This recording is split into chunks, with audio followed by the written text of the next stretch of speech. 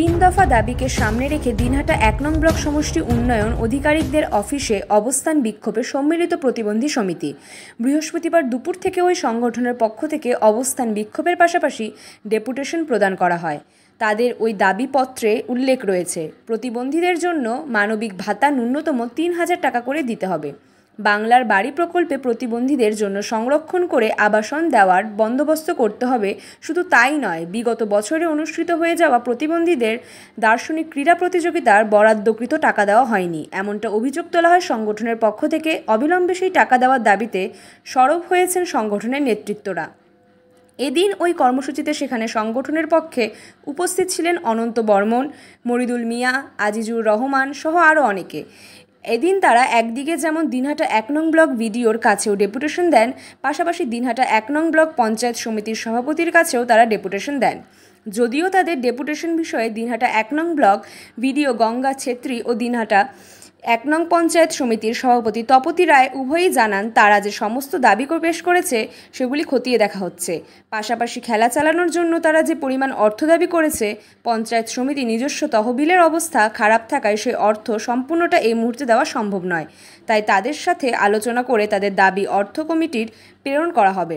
অর্থ কমিটি দাবিকৃত অর্থের পরিমাণ মঞ্জুর করলেই তারা নির্ধারিত টাকা পেয়ে যাবেন।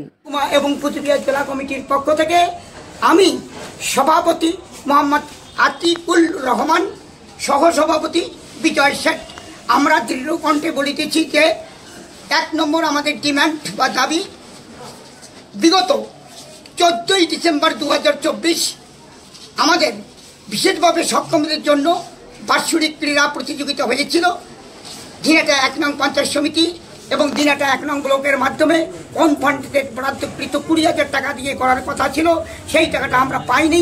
সেই টাকার জন্য আজকে আলোচনা করলাম এবং মাননীয় সভাপতি মহাশয়া, মাননীয় বিডিও মহোদয়া দুজনেই কথা দিলেন এক্সিকিউটিভ কমিটির মিটিং হওয়ার পরে আমাদের টাকাটা ওনারা অ্যাকাউন্টে দেবেন।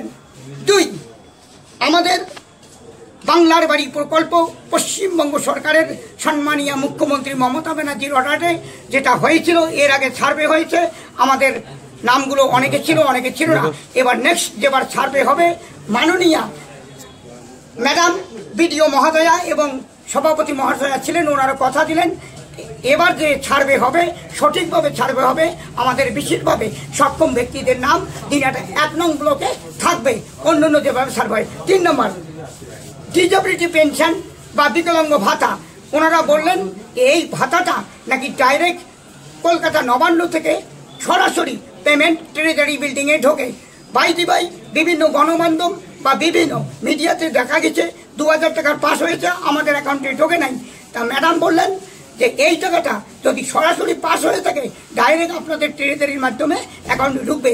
আর নতুন ভাতা এবং গণ্ডগোল ভাতাগুলো, পেনশনগুলো আমরা চেষ্টা করব এই ব্লকের থেকে যাতে ঠিক করে দেওয়া যায়। এই ইতিবাচক সাড়া পাওয়ার পর আমরা আমাদের গণ অবস্থান এবং বিক্ষোভ আমরা এখানে তুলে নিলাম। আমি সম্মিলিত প্রতিবন্ধী সমিতি কুচবিহার জেলা কমিটি, দিনহাটা মহকুমা কমিটি, মোহাম্মদ আতিকুল রহমান, এখানেই আমাদের গণ অবস্থান। বঙ্গীয় প্রতিবন্ধী যায় তার একটা অভিযোগ তুলে অবস্থান বিক্ষোভ করলো, কি বলবেন? আমাদের আজকে যে হ্যান্ডিক্যাপ অ্যাসোসিয়েশন থেকে ওরা এসেছিলেন, ওনাদের মূলত ৩টে দাবি ছিল। সেই ৩টে দাবির মধ্যে ওনাদের ছিল মানবিক ভাতাটা ইনক্রিজ করতে হবে, তো সেটা তো পলিসি ডিসিশন। তো সেক্ষেত্রে ওনাদেরকে বোঝানো হলো কি এটা তো একটা পলিসি ডিসিশন, ওদের এমনি ভাতাগুলো সব কন্টিনিউ আছে, ওরা পাচ্ছে। তো টাকা মানে বাড়ানোর জন্য মানে আমি বলেছি আমরা হায়ার অথরিটিকে জানিয়ে দেব, তো যদি স্টেট গভর্নমেন্ট সেভাবে পলিসি ডিসিশন নেয় তাহলে বাড়বে। আর নেক্সট হচ্ছে ওনাদের দাবি ছিল কি ঘরের যে আমাদের রিসেন্টলি সার্ভে হলো, সেই ঘরের সার্ভে